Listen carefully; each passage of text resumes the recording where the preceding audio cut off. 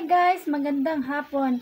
Guys, kailangan talaga nating mabura yung mga mga watermark. Kailangan wala talagang TikTok, wala talagang CapCut, wala talaga yan guys. Kailangan mabura natin yan upang ma-invite tayo. Yun sa ads on reel. Yun siguro ang dahilan guys na hanggang ngayon ay wala pa rin akong ads on reel. Kaya naglinis ako guys.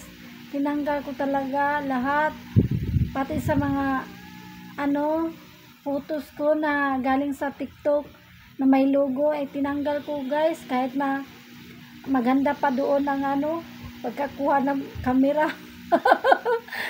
Kahit maganda pa doon ang mga guys, memories doon, hindi na ako nanghinayang. Ang importante ay ma-invite na ako sa ads on reel, di ba guys? Kaya magbura na tayo sa mga may mga watermark dyan. Burahin na natin yan guys.